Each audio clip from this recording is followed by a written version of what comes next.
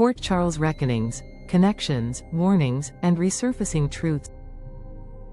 The wind had shifted in Port Charles, and with it came a ripple of reckonings that no one quite anticipated. Each corner of the town whispered with conversations unspoken for years and questions that had been buried beneath years of loss, betrayal, and hope. From returning family members to hesitant reconciliations, the city's pulse seemed to beat louder, each story overlapping the next, none without consequence. It all began quietly, unassumingly, with a walk through the hospital corridor. Elizabeth Weber paused near the nurse's station, her breath catching as she caught a glimpse of a familiar figure. Laura Collins had returned from her extended absence, her eyes weary yet resolute. The two women stood in silence for a moment before embracing, the kind of embrace that held both gratitude and unspoken sorrow. Their paths had diverged in recent months, each dealing with their own familial burdens. For Liz, the weight of motherhood and the shadows of her late husband lingered. For Laura, the endless responsibilities of leadership and the haunting uncertainty of Nicola's future had carved new lines into her expression. But their reunion reminded them both that strength could be found in old friendships, even if time had rendered them unfamiliar. Over coffee at Kelly's, they began to bridge the months of silence, Laura opening up about her ongoing search for resolution with Nicholas, and Liz expressing her struggle with balancing her son's future while wrestling with past ghosts.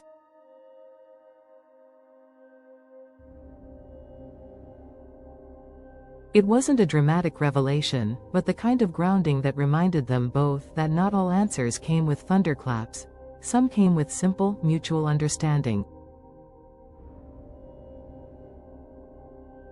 Elsewhere, Ava Jerome stood by the windowsill of her gallery, watching the sun dip beneath the skyline as she tried to swallow a sense of unease. Nina Reeves had visited her earlier in the day, and Ava had immediately sensed a storm beneath her friend's polished exterior. Nina was unraveling, not in appearance but in spirit. The loss of connections, the weight of guilt over recent decisions, and the slow-burning realization that her efforts to mend bridges had only created more fractures had begun to take their toll.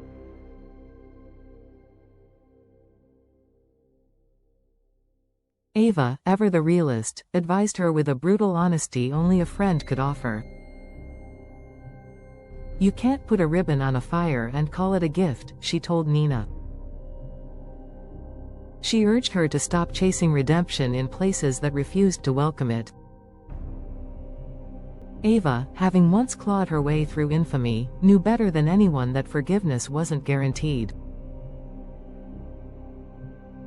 Nina needed to stop performing contrition and start living it. The advice landed hard. Nina didn't lash out. She didn't cry.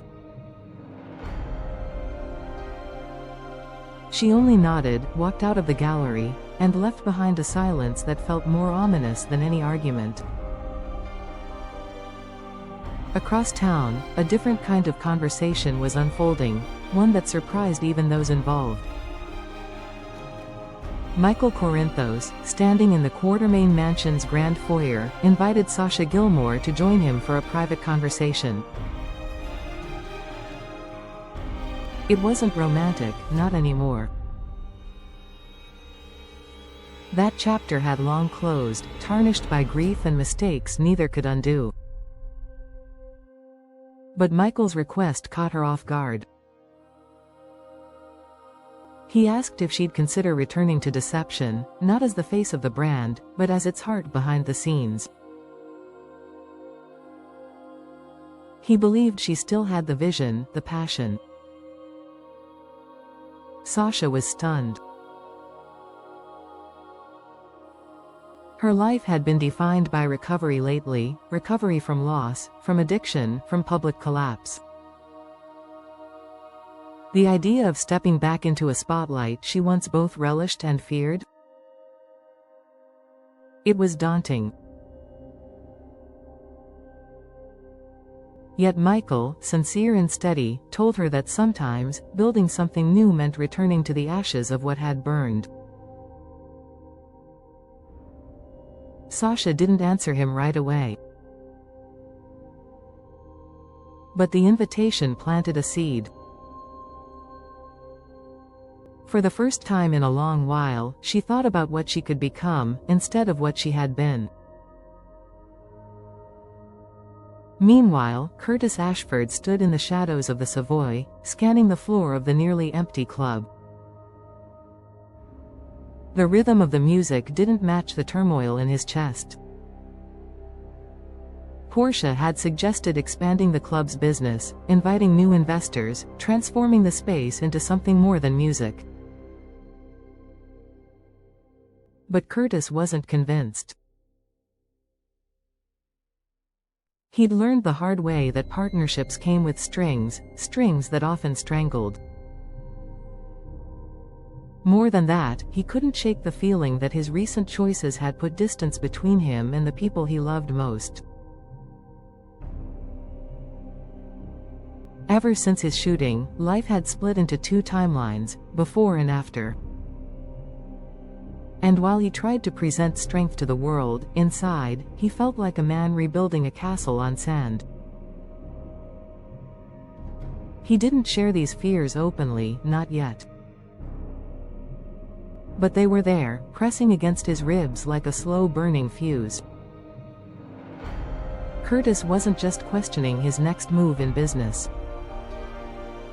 He was questioning whether any of the life he had built still truly belonged to him. Finally, on the outskirts of town, Alexis Davis found herself staring into a pair of eyes she hadn't seen in far too long. Lucky Spencer had returned to Port Charles, seemingly without announcement or explanation. Christina had arranged the meeting at the last minute, urging her mother to meet them both at a quiet cafe near the University District. The reunion was awkward at first, filled with polite smiles and tentative greetings. Alexis hadn't known what to expect. Lucky had been a ghost for so long, popping up in dispatches from overseas but never staying long enough to make amends. But now, he sat across from her with the calm certainty of a man who had seen too much and regretted even more. They talked for hours, about Luke, about Nicholas, about the past that refused to stay buried. Christina listened, occasionally interjecting with her own sharp insights, her questions punctuating the air like small sparks. There was no grand reconciliation, no explosive confrontation. Just three people, linked by blood and history, trying to carve space for each other in lives already crowded with ghosts. As night fell across Port Charles, a strange stillness took hold. Not a quiet born of peace, but one born of transitions. In the coming days, these meetings, between friends, family, and unlikely allies, would ripple outward, colliding with other stories already in motion. And while no one could predict what revelations or betrayals tomorrow might bring, one thing had become undeniably clear: the people of Port Charles were no longer standing still. They were moving, toward truth, toward redemption, and, in some cases, toward consequences they could no longer outrun.